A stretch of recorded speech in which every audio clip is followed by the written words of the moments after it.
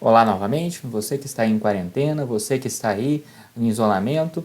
Vamos aqui continuando com a nossa revisão dos alunos para os alunos do Colégio Vilma Fernandes de Porto Feliz. Nós estamos fazendo aqui a revisão do nono ano e o nono ano viu no nosso primeiro capítulo justamente o nascimento da República. Nós começamos vendo aqui a crise da monarquia e a partir da crise da monarquia nós compreendemos aqui o nascimento de um novo sistema de governo, mas a fundação, o, a fundação de um país chamado Brasil. Então vai ser ali a proclamação da República que vai pensar cada um dos detalhes, cada uma das características que nós temos hoje no Brasil e que vamos deixar aqui como um legado, como uma herança. Vão ser as decisões, então, dessas pessoas, vão ser as decisões que foram tomadas por essas pessoas nesse momento aqui, que vão construir o país, que vão dar características que os países têm hoje. Nós vimos aqui, então, esses dois primeiros presidentes aqui. Nós vimos o primeiro período aqui do que seria a República Velha. Nós vimos aqui a chamada República da Espada, no qual nós temos aqui dois generais, Deodoro da Fonseca e o Floriano Peixoto, esses dois marechais, eles vão aqui tentar fundar um novo país, mas eles vão tentar aqui reorganizar toda a administração do país, apesar de todos os problemas que nós apresentamos, todos os problemas ali que nós falamos no nosso primeiro vídeo, nossa primeira revisão. Então, a partir de agora, nós vamos ver aqui estes outros presidentes aqui, os 10 outros presidentes que fazem parte aqui da República Velha. E a partir disso, eu vou fazer aqui um movimento parecido do que eu fiz na sala de aula com vocês. Eu vou tentar aqui organizar em setores, eu vou organizar aqui em tipos de informação. Eu poderia fazer presidente a presidente o que aconteceu aqui, mas a minha experiência em sala de aula me coloca que isso acaba confundindo o aluno que vai tentar ali decorar cada presidente, decorar o que aconteceu com cada presidente, e isso acaba bagunçando na cabeça do aluno. Então o que eu vou fazer aqui é tentar organizar aqui todas essas informações aqui em setores.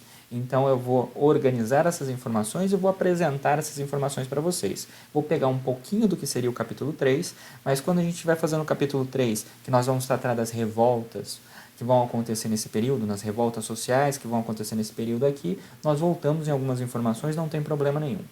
Então, vamos começar aqui. Nós estávamos aqui, então, com a nossa linha do tempo. Nós começamos aqui no início da linha do tempo falando sobre a proclamação da República e nós entramos aqui no primeiro período, que seria o período da República Velha, ou também chamado de República Oligárquica, que vai ser a República da Espada mais a República Oligárquica. Então, esse daqui vai ser o primeiro período democrático brasileiro, o primeiro período no qual nós vamos ter uma participação popular no Brasil. Então, vejamos aqui o que nós podemos estudar esse período. Primeira coisa, primeiro tópico que nós temos que entender aqui é que esse período é um período de constante, um período de tremendas transformações sociais. Nós vamos ter aqui uma expansão demográfica. E quando eu estou falando de expansão demográfica, estou falando de aumento da população. Não vai ser só um aumento de população porque as pessoas estão nascendo mais, mas vai ser um aumento de população também porque nós vamos ter a chegada, nós vamos ter a vinda aqui para o Brasil de uma quantidade gigantesca de imigrantes. Então você vai ter milhares e milhares e milhares e milhares de pessoas vindo da Europa para cá. Essas pessoas que estão vindo da Europa para cá são geralmente os pobres da Europa, aquelas pessoas que estavam passando necessidade da Europa, que vêm aqui para o Brasil para tentar a vida e tentar ganhar sorte, ganhar ali um padrão de vida melhor do que eles tinham na Europa naquele momento. Então nós vamos ter esses milhares de imigrantes que vão vir trabalhar nas fazendas, vão vir substituir a mão de obra escrava, mas eles vão também vir trabalhar nas cidades, principalmente nas fábricas que vão abrir nesse momento. Nós temos aqui o governo tentando diversificar o Brasil economicamente, o que significa dizer, então, que o Brasil até esse momento aqui era um produtor agrário, era um produtor de matéria-prima, mas era um produtor de comida como ele é hoje. Então, o que a gente é hoje? A gente, basicamente, nós estamos aqui produzindo o que a gente chama hoje de agronegócio. aqui era o forte do Brasil também. Mas o carro-chefe do Brasil, aquilo que dava dinheiro no Brasil nesse momento mesmo, era o café. O café era o produto que mais dava dinheiro no Brasil, o café era o produto que mais enriquecia as pessoas no Brasil. Então, as pessoas que tinham dinheiro mesmo, as pessoas que tinham poder mesmo, eram geralmente os cafeicultores, aqueles que produziam café. Nós vamos ter um novo fenômeno nesse momento aqui, que é a urbanização. Nós tínhamos cidades muito pequenas, geralmente o que a gente chamaria hoje de vilarejos ou bairros, mas essas cidades elas vão crescer, principalmente as cidades industriais, como a cidade de São Paulo, que vai sair de uma população de uns 20 mil habitantes para em 10, 20 anos se transformar em 100 mil habitantes, para depois mais 10, 20 anos se tornar em 1 milhão de habitantes, para hoje ter os seus 20 milhões de habitantes, como nós temos agora na Grande São Paulo, de 20 a 25 milhões de habitantes.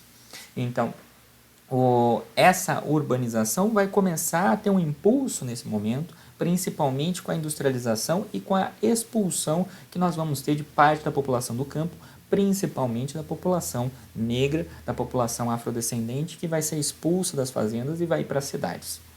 Nós temos aqui um desenvolvimento industrial nesse momento aqui, e o desenvolvimento industrial ele vai ser incentivado pelo governo, mas esse desenvolvimento industrial ele vai ser incentivado principalmente pela questão da Primeira Guerra Mundial. Até esse momento aqui, o Brasil comprava todas as coisas que ele precisava da Europa. Todos os produtos industrializados que o Brasil precisava, ele comprava da Europa. Então, se você precisava de uma pasta de dente, se você precisava da escova de dente, se você precisava de qualquer coisa que você olhar na sua casa, que você precisa de uma indústria para produzir, você pode pensar que o Brasil comprava da Europa nesse momento. O problema para o Brasil é, a Europa entrou na Primeira Guerra Mundial. A Primeira Grande Guerra Mundial vai pegar praticamente todos os países da Europa, então são os países que estão fornecendo produtos para o Brasil, e esses países não vão mais produzir a pasta de dente, não vão produzir mais a escova para o Brasil, eles vão agora produzir aquilo que eles necessitam para a guerra, para a Primeira Guerra Mundial. Então toda a economia dos países da Europa vai ser voltada agora para uma economia de guerra, para uma economia para sustentar o exército, para sustentar, para tentar ganhar a guerra no qual eles estavam. Não tem como eles continuarem fornecendo para o Brasil, não tem como eles continuarem vendendo para o Brasil. Então o que o Brasil vai fazer aqui é a chamada indústria de substituição. Ele vai ter aqui, então, um desenvolvimento industrial substituindo aqueles produtos que antes vinham da Europa. Nós vamos ter aqui, como transformação social também, com esse impulso que a indústria estava tendo aqui, nós vamos ter a formação de novos grupos sociais. Os dois grupos sociais mais importantes que a gente vai ter nesse momento aqui são a burguesia industrial e o proletário.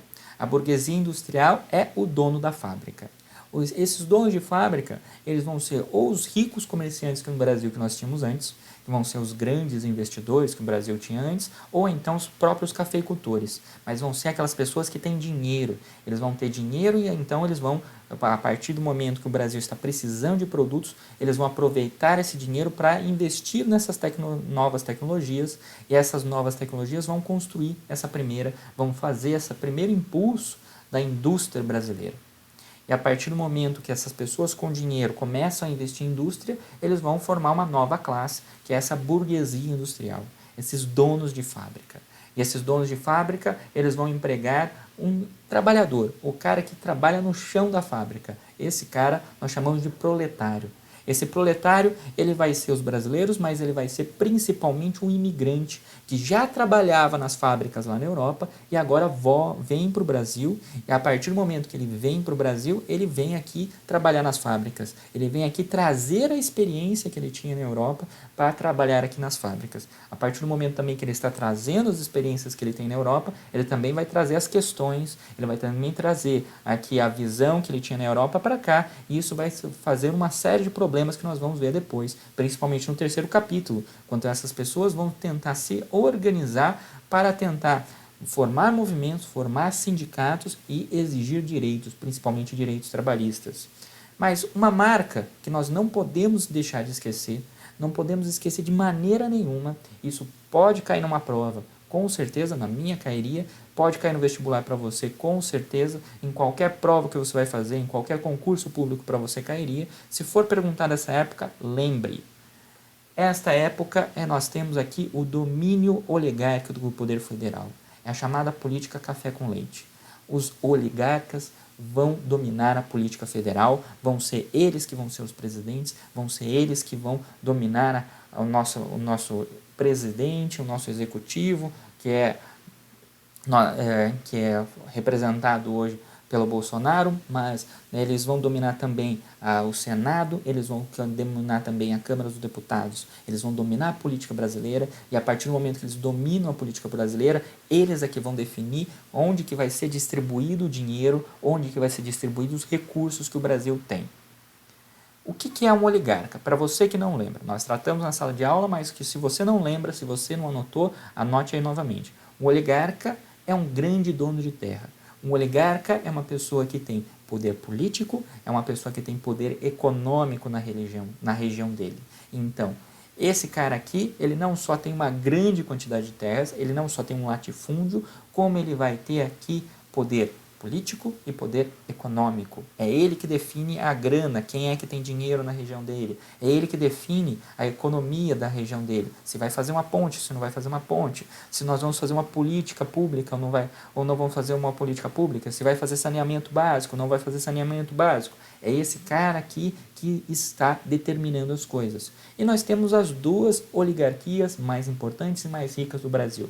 De um lado nós vamos ter São Paulo, de outro lado nós vamos ter Minas Gerais. São Paulo são os cafeicultores, produtores de café. Minas Gerais são aqueles que têm gado, principalmente gado leiteiro. Então nós temos, né, a característica desse momento aqui vai ser chamada a política café com leite. Café de São Paulo, o leite de Minas Gerais, e São Paulo e Minas Gerais então vão definir a política do Brasil, e São Paulo e Minas Gerais basicamente vão dividir os recursos, vão dividir o dinheiro do Brasil entre eles. Então São Paulo e Minas Gerais vão fazer um combinado, ora o presidente é meu, ora o presidente é seu.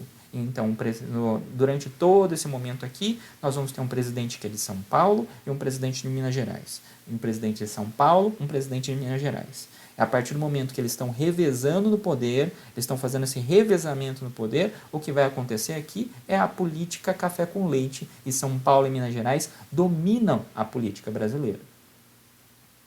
Nós vamos ter aqui, então, o quadro econômico desse momento. Quais seriam as características econômicas que nós vamos ter para esse momento aqui? O café ele vai se tornar algo muito bom para esse momento, mas também um problema. Justamente porque o café vai ter o seu preço diminuindo cada vez mais durante todo esse período da República Oligárquica. Ele começa como algo que é extremamente valorizado, algo extremamente caro, algo que você vai produzir e você vai enriquecer. Depois ele vai diminuindo, e quando a gente vai chegar ali em 1930, a saca do café vai chegar ao preço de praticamente zero, até chegar em zero. O que vai acontecer então é que nós vamos ter o café virando uma crise, o café virando um problema. Basicamente por dois fatores. O primeiro fator é a superprodução.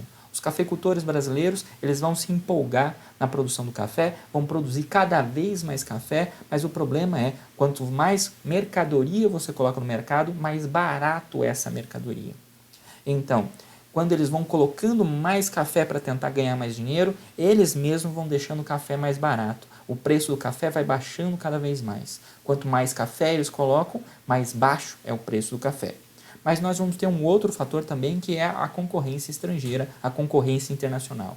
O café não mais vai ser produzido somente no Brasil, mas ele vai ser produzido em praticamente toda a América Latina, principalmente na Venezuela, na Colômbia. E a partir do momento no qual nós vamos ter outros países do mundo produzindo café, nós temos uma concorrência ao café brasileiro, e quanto mais produtos que você tem no mercado, mais barato é o produto. Então, quanto mais as pessoas produziam café, mais barato se tornava o preço do café, até que o preço do café atingiu zero. Quando isso acontece, nós temos aí o Brasil perdendo o seu principal produto, e a partir do momento que o Brasil perde esse principal produto, que é o café, que vai se desvalorizando pouco a pouco, nós temos aqui o Brasil entrando numa crise financeira cada vez mais séria, cada vez pior durante esse período aqui. Agora, nós já tínhamos uma crise financeira nesse período, que é a crise do encilhamento.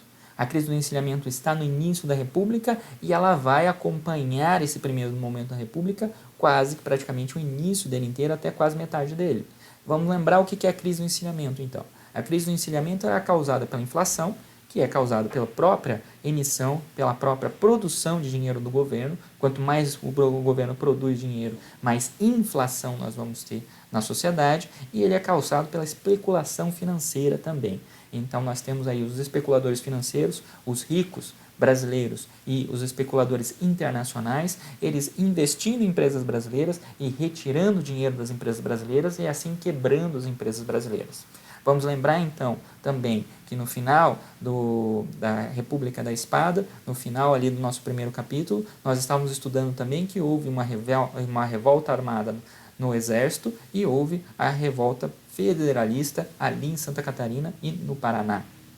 Isso daí não acabou quando a renúncia do presidente aconteceu. Nós temos as consequências disso, nós temos a conta a ser paga disso. Isso vai ser uma conta política, mas isso vai ser mais uma conta financeira do que qualquer outra coisa. Os danos financeiros disso vão ser pagos agora pela essa república oligárquica, por essa república do café com leite que nós estamos estudando agora. Então, nós temos um quadro econômico aqui no qual nós já temos uma crise econômica formada e nós temos aqui o principal produto brasileiro entrando em crise, entrando em declínio, e a partir disso nós vamos ter um período no qual a economia brasileira vai ficar cada vez mais complicada, vai entrar cada vez mais em crise. Para completar nossa questão, então, nós temos aqui a questão da renegociação da dívida externa que vai acompanhar todo esse período. Então, o que vai acontecer? A economia brasileira ela vai ficar viciada, ela vai ficar dependente de empréstimos externos. O que acontece, basicamente? Então, para você pagar a luz da sua casa, para você pagar a água da sua casa, você vai precisar emprestar dinheiro.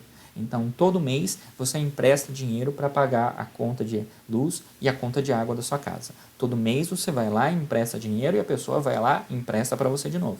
Todo mês você vai lá, a pessoa empresta de novo. No mês seguinte você vai lá, a pessoa empresta de novo. Mas vai chegar um momento que a pessoa não vai querer emprestar para você de novo, ou você não vai ter dinheiro nem para pagar os juros da dívida. Foi o que aconteceu com o Brasil nesse momento. A economia brasileira depende do empréstimo. A economia brasileira não consegue mais se movimentar sem esses empréstimos. Mas o problema é, o Brasil não tem dinheiro para pagar esses empréstimos. Quando isso acontece, o que o Brasil vai fazer é entrar em moratória. Entrar em moratória vai ser justamente você se negar a pagar a dívida, você dá um calote. Então você vai dar um calote nas pessoas que estão te emprestando dinheiro. E a partir do momento que você dá um calote nas pessoas que estão te emprestando dinheiro, essas pessoas obviamente vão parar de prestar dinheiro para você. Se ela para de emprestar dinheiro para você e você depende desse dinheiro para pagar a sua luz e para pagar a sua água, o que vai acontecer é que você não vai ter dinheiro para pagar as contas básicas e com isso a luz e a água da sua casa vão ser cortadas. Isso é o que está acontecendo com o Brasil e isso é o que aconteceu com o Brasil naquele momento. O Brasil ficou muito dependente desse dinheiro que vinha do exterior para o Brasil. A partir disso, o que aconteceu? O Brasil primeiro deu um calote, depois o Brasil ele vai tentar negociar essa dívida, ele vai tentar negociar os juros da dívida, ele vai tentar negociar uns juros mais baixos, mas a partir disso essas negociações geralmente não vão dar certo, essas negociações vão acabar irritando essas pessoas que estão investindo no Brasil, que estão ali emprestando dinheiro para a gente. Então nós vamos ter um período aqui no qual as contas brasileiras vão estar muito complicadas. Nós vamos ter aqui o governo tentando fazer uma política para tentar conter a inflação, tentar conter essa inflação que ele mesmo causou no primeiro lugar. Nós vamos ter aqui então os governos, o governo aqui tentando cortar gastos públicos para tentar pagar essa dívida que ele fez, e isso não é uma novidade, isso é algo que aconteceu durante toda a história brasileira e aconteceu nos últimos anos, por exemplo. Quando a gente sai ali no governo Temer e agora o início do governo Bolsonaro, também o governo brasileiro veio com o mesmo discurso de cortar os gastos públicos para pagar a dívida externa, para enxugar a máquina pública. É o mesmo discurso que a gente vai ter aqui. O problema é, quando o cara fala em cortar os gastos públicos, ele está falando de cortar gastos justamente, o gasto que nós fazemos na sociedade. Qual é o gasto que nós fazemos? Educação, saúde e segurança. Se você corta educação, saúde e segurança, você está cortando basicamente o gasto que ele está fazendo em nós. Corte dos gastos públicos, toda vez que o governo fala isso, ele está falando em cortar o gasto em nós. Ele corta o gasto na gente para pagar os juros da dívida. Então, nós vamos ter aqui um momento muito parecido com o que aconteceu no Brasil nos últimos anos, antes dessa pandemia.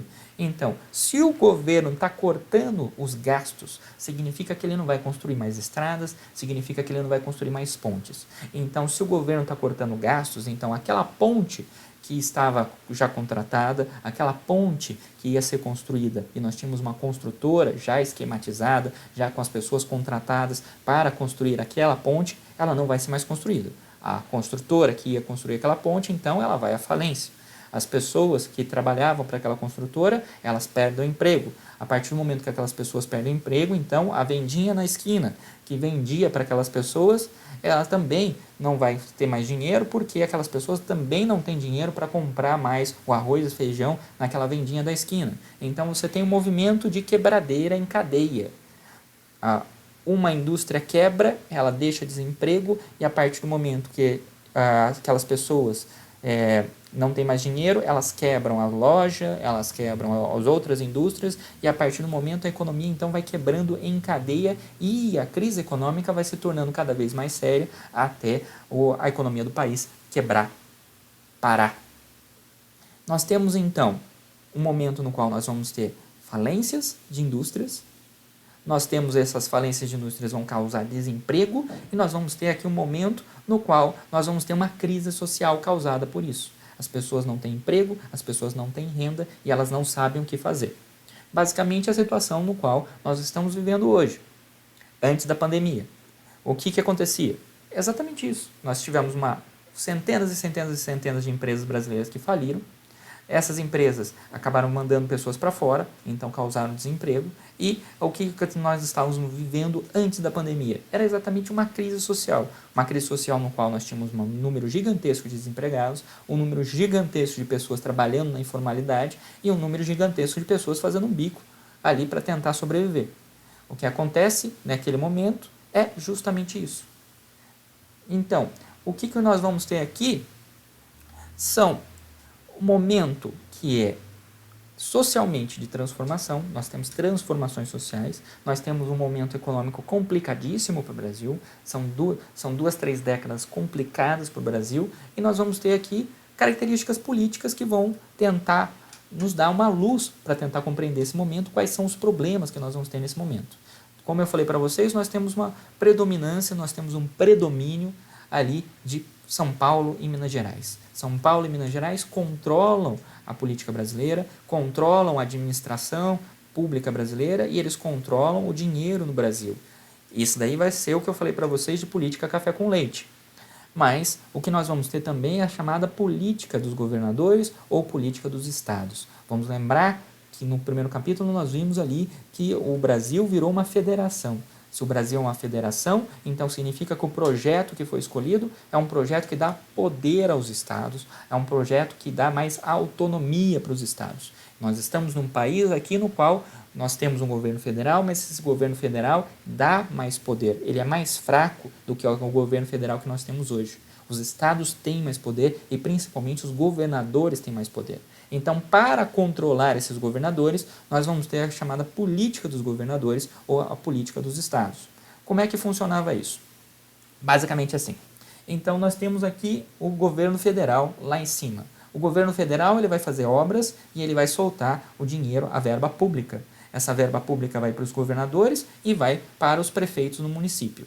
Então, o governo federal ele faz uma obra, ele vai soltar dinheiro para o governador ou para o município, se em troca o município, o prefeito, ou se em troca o estado, o governador, fizer as coisas que ele está querendo, apoiar ele politicamente. Então, o governo federal, ele libera uma ponte, ele libera um hospital para o governo do estado, se o governo do estado apoiar ele. Se ele não apoiar, o governo federal fecha a torneirinha, fecha a verba pública. O prefeito, ele recebe a verba do governo federal se ele apoiar o governo federal. Se ele não apoiar o governo federal também fecha a torneirinha e o prefeito fica sem grana, fica sem fazer a ponte dele. Então, o prefeito apoia o governo federal. Ele recebe a verba, ele recebe o dinheiro público. O governador apoia o governo federal. Ele recebe a verba, ele recebe o dinheiro público. É a chamada política do toma lá, dá cá. Você faz um favor para mim, se eu fizer um favor para você. E a partir desse momento, então, você vai ter uma troca. É o balcão. É o cara ali no balcão fazendo a negociata, fazendo a negociação para ver se ele consegue alguma coisa e a partir do momento que ele quer alguma coisa, ele está oferecendo alguma coisa em troca. Então, não se faz nada nesse momento se você não estiver ganhando alguma coisa. Isso daqui é a base da política brasileira, isso daqui se tornou o costume do como fazer política brasileira para todo o resto do Brasil que nós temos hoje. Isso daqui é uma das coisas que é mais criticada na política brasileira hoje. É a chamada política do toma lá, dá cá. Essa política do toma lá, dá cá, ela tem consequências. Ela tem consequências a partir do momento que você está dando poder para as elites locais e você está deixando que as elites locais determinem como é que vai ser a vida daquelas pessoas, como é que vai ser a vida nos estados. Você está deixando aqueles ricos, aquelas pessoas com poder em cada estado, você está deixando que elas determinem como é que é a vida das pessoas em cada um desses estados. Então, uma coisa que vai ficar muito famosa nesse momento aqui é o chamado voto de cabresto. Então, o voto de cabresto é justamente, como nós vimos no primeiro capítulo, nós temos aqui um momento de voto aberto. Então, essa elite, o que ela fazia? Ela controlava o voto dessa população. Então, ela determinava, agora vocês vão eleger essa pessoa. Então, o governo federal liberou minha verba, então todo mundo votando junto com o governo federal na próxima eleição. O governo federal não liberou a minha verba, todo mundo votando na oposição. Mas eles tinham ali um voto de cabresto. Eles determinavam, eles obrigavam a pessoa a votar do jeito que elas queriam. Justamente porque o voto era aberto. Todo mundo estava vendo quem você estava votando. O cara estava ali de olho, olhando ali para ver no que você está votando. Peraí, você está votando no candidato que eu não estou mandando? Vamos lá, peraí, vamos ali no cantinho conversar, coloca uma arma na cabeça do cara ali, então volta lá e vota no cara certo agora. Aprendeu? Ouviu? Volta lá e vota no cara certo. Você está me entendendo? Isso daí é o voto de cabresto. E quando essa pessoa tinha um número de eleitores, nós dizemos então que ele tem um curral eleitoral. Os que mais ficaram famosos com isso no Brasil foram chamados coronéis. Então essa vai ser a época do coronelismo. Agora, o que é um coronel? Um coronel, então, ele é uma figura, ele é um oligarca, mas ele é um oligarca um pouquinho diferente. O oligarca, vamos lembrar, é uma pessoa que tem uma grande quantidade de terra, geralmente, ele vai ser um latifundiário. Um oligarca, ele vai ter poder político, ele vai ter poder econômico, mas o coronel aqui, ele em geral, ele vai ter o seu próprio exército pessoal, ele vai ter os seus jagunços, ele vai ter aquelas pessoas que ele manda atrás dos caras que estão falando mal dele, que ele manda atrás das pessoas que não estão obedecendo ele. Ele vai ter a sua milícia. Então, o que vai acontecer nesse momento aqui? Principalmente no Nordeste, vai ficar famoso a figura do coroné. O coroné é essa figura paterna, esse paizão, que está cuidando de todo mundo ali no estado, que está cuidando de todo mundo ali na região dele, mas aquela figura daquele pai que, enquanto você está me obedecendo, enquanto você está fazendo as coisas que eu quero, está tudo bem. Você não está me obedecendo, você não está fazendo as coisas que eu quero, então pega a sua trouxinha, sai fora daqui, ou então já pega o cara, leva ali no matinho e dá um jeito no cara. Agora, essa daí seria a política do clientelismo. O que é o cliente do coronel? É aquela pessoa ali que está ali junto do coronel e está fazendo um favor para o coronel. Então, a partir do momento que o cara está apoiando o coronel, que ele está fazendo um favor para o coronel deixa o cara ter dinheiro, deixa o cara ter emprego, arranja ali um cargo público para ele. Então, você tem o cara que é o cliente, o cara que é apoiador do coronel. Esse cara, ele vai fazer aquela política tomar lá da cá com o coronel e a partir disso o coronel vai fazendo a sua base de apoio, vai fazendo aqueles caras que estão apoiando eles. Esses caras também vão ser o voto de cabresto do coronel, também vão ser os eleitores do coronel que estão trocando favor com ele. Eu voto no cara que você está mandando, contanto que você garanta que a minha família tenha comida, por exemplo.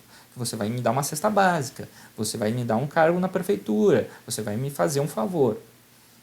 Nós temos então cada um desses coronéis formando o seu curral eleitoral e a partir disso controlando a política da região dele e utilizando esse controle que ele tem da política da região dele para conseguir favores do governo estadual, para conseguir favores do governo federal, conforme a gente viu ali na política dos governadores.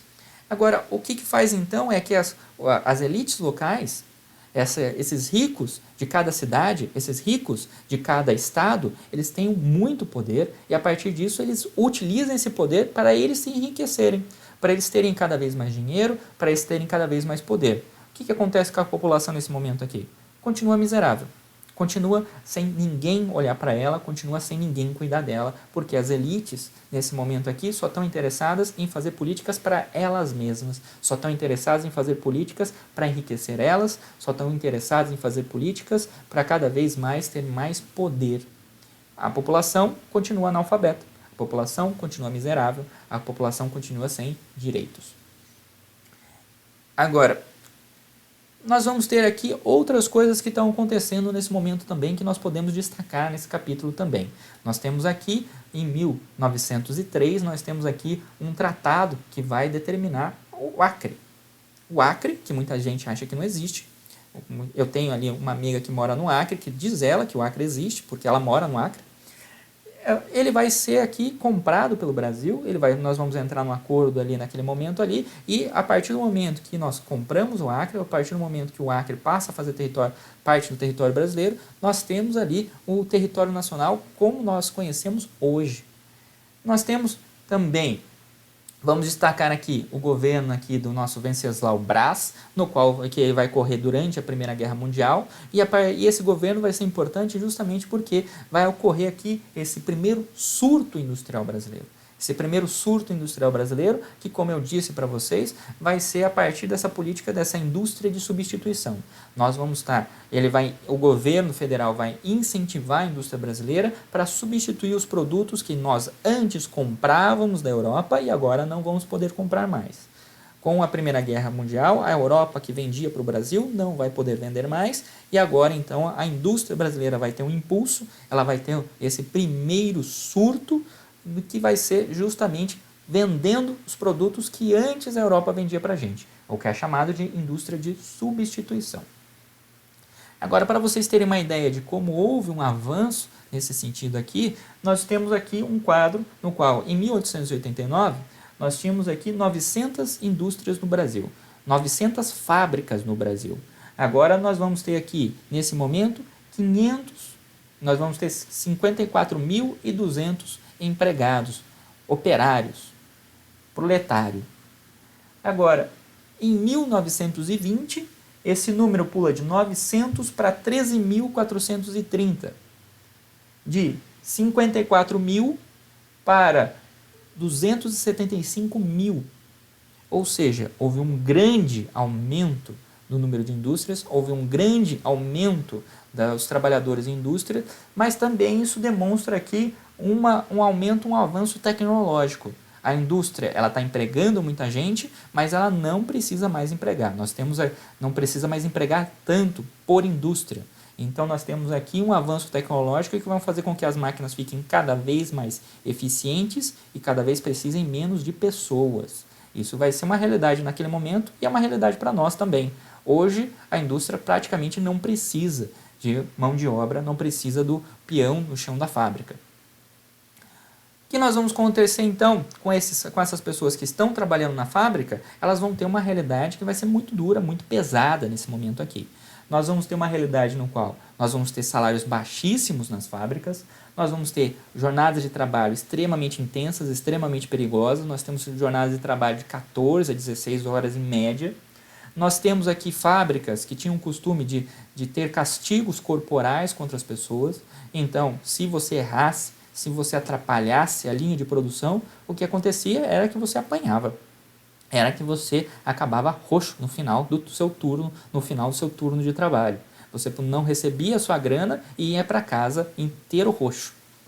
Agora, nós temos aqui uma ausência total de leis trabalhistas. Não existe qualquer lei que proteja o trabalhador.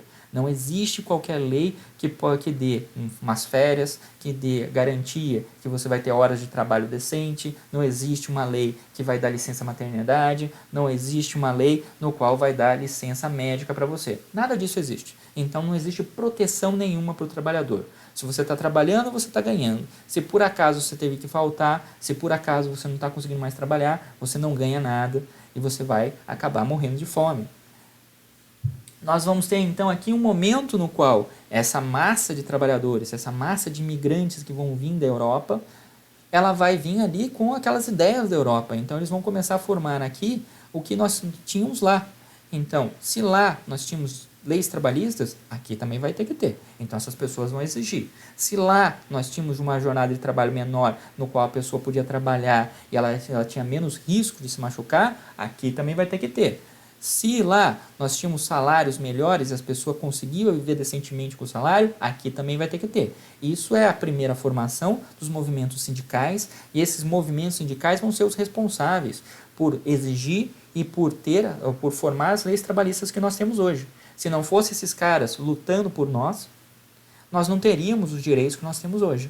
Esses caras aqui é que vão lutar para nós termos férias, esses caras aqui que vão lutar para nós termos 13º, esses caras aqui que vão lutar pela carteira assinada. Agora, o que nós vamos ver então no nosso terceiro capítulo? Esse momento, eu acho que devo ter deixado claro para vocês, é um momento de crise econômica, mas também é um momento de crise social. Então nós vamos ter uma série de revoltas no campo e uma série de revoltas na cidade. Nosso próximo capítulo, então, nós vamos estudar tanto essa série de revoltas no campo, como essa série de revoltas nas cidades. Até uma próxima. Se você tiver alguma dúvida, por favor, me mande um e-mail ou comente aqui, eu respondo com o maior prazer, com toda a tranquilidade para você. Até a próxima, até o nosso terceiro capítulo da revisão, que vai pegar algumas coisas que nós pulamos aqui no segundo capítulo, mas vai tratar justamente dessas revoltas do período oligárquico. Tchau, tchau!